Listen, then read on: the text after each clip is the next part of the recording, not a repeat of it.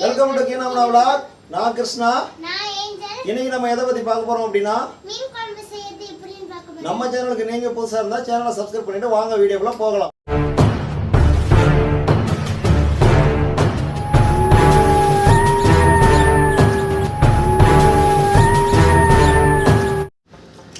நம்ம இந்த மீன் குழம்பு ரெடி பண்ணுறதுக்கு 1 கிலோ மீன் எடுத்து வச்சுருக்கிறோம்.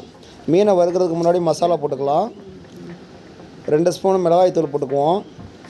மிளகாய் தூளுக்கு ஈக்குவலாக மஞ்சள் தூள் 2 ஸ்பூன் போட்டுக்குவோம். உப்பு போதுமான அளவு போட்டுக்குவோம். ஒரு எலுமிச்சம்பழத்தை பாதியாக அறுத்து அதோட சாறை எடுத்து ஊற்றிடுவோம்.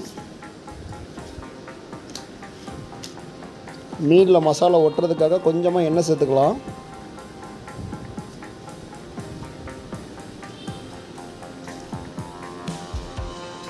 நல்லா மிக்ஸ் பண்ணி பேஸ்ட் மாதிரி ரெடி பண்ணிடுவோம்.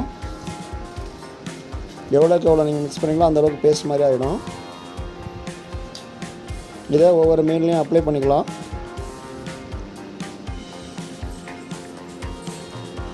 நல்லா 2 பக்கமும் தெரிகிற மாதிரி நல்லா அப்ளை பண்ணுங்கள்.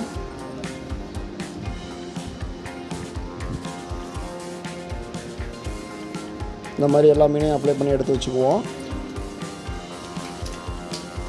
ஒரு 20 நிமிஷம் வச்சுருவோம். சட்டி அடுப்பில் வச்சு அதில் எண்ணெயை விட்டுக்குவோம். எண்ணெய் நல்லா காஞ்சதும் அதில் மீனை போட்டு நல்லா வறுத்து எடுத்துக்குவோம்.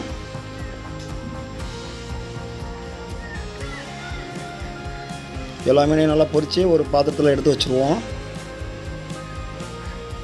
வெந்துருச்சு மீன். இந்த பதம்னா எடுத்து வச்சுருங்க. ஒரு பவுலில் எல்லாத்தையும் போட்டு வச்சுருவோம்.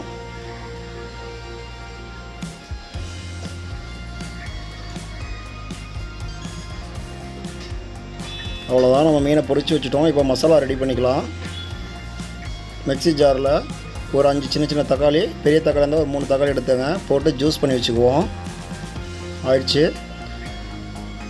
ஒரு கைப்பிடி அளவு பூண்டு, மிளகு எடுத்துக்கலாம், கடுகு எடுத்துக்கலாம், அதே ஸ்பூன் அளவுக்கு ஜீரகம் எடுத்துக்கலாம்,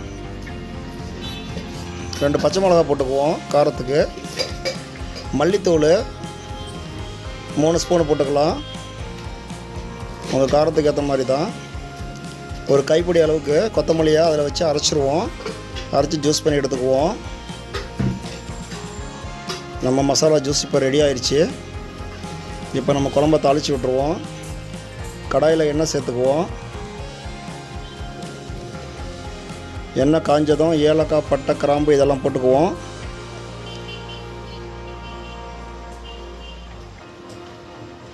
நம்ம ஏற்கனவே பேஸ்ட் அரைக்கும் போது இஞ்சி நம்ம போடலை. இஞ்சி நம்ம அங்கே போட்டும் அரைக்கலாம். நம்ம இங்கே வந்து தட்டி போட்டுக்குவோம். வாசமாக அதிகமாக இருக்கும். இஞ்சி தட்டி போட்டுக்கிட்டாச்சு.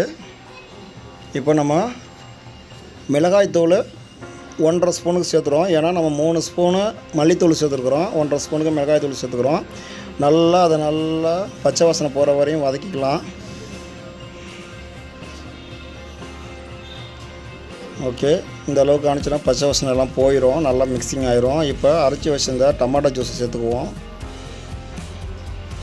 இதோட பச்சை வாசனை போகிற வரையும் நல்லா வதக்கிக்குவோம்.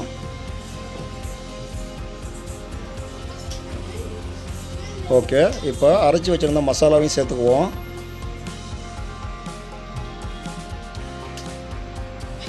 இதோட பச்சை வாசனை போகிற வரையும் நல்லா வதக்கிக்குவோம். எந்த அளவுக்கு நீங்கள் சிம்மில் வச்சு வதக்குறீங்களோ அந்தளவுக்கு அதோட பச்சை வாசனை போகும். தேவையான அளவு உப்பு போட்டுக்கலாம். உப்பு போட்டுட்டு ஒரு வாட்டி செக் பண்ணிக்கோங்க, உப்பு உங்களுக்கு போதுமா இல்லையா அப்படின்னு. தேவையான அளவுக்கு தண்ணீர் சேர்த்துக்குவோம். தண்ணீர் சேர்த்துட்டு நல்லா கலரி விடுவோம். நல்லா மசாலா எல்லாம் தண்ணியில் கரெக்டாக மிக்சிங் ஆகிற அளவுக்கு நல்லா கலரி விட்டுட்டு நம்ம பொரித்து வச்சுருந்த மீனை எடுத்து வரிசையாக வச்சுருவோம்.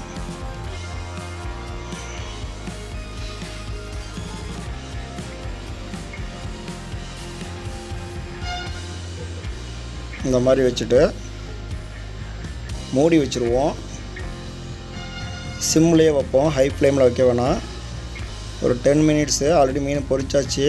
நம்ம கிரேவி ரெடியான குழம்பு ரெடி. குழம்பு கொதியுது. உங்களுக்கு கிரேவி எந்த அளவுக்கு தேவை அப்படின்னு நீங்கள் பார்த்துக்கோங்க. இப்போ கருவேப்பிலையை மேலே லைட்டாக தூவி விட்ருவோம், வாசனை சூப்பராக இருக்கும்.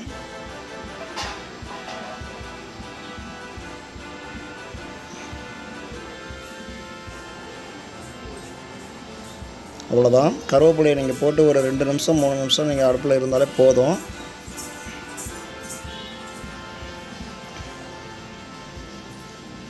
அவ்வளோதாங்க, நம்மளுடைய சுவையான மீன் குழம்பு ரெடி ஆயிடுச்சு.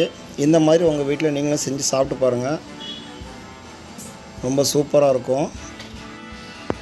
உங்களுக்கு இந்த மீனோட கிரேவி எந்த அளவுக்கு தேவை அப்படிங்கிறத பார்த்துக்கிட்டு அதுக்கு ஏற்ற மாதிரி நீங்கள் ஃப்ளேம் கொடுத்துக்கோங்க. எனக்கு போதும். இப்போ நான் எடுத்துட்டேன்.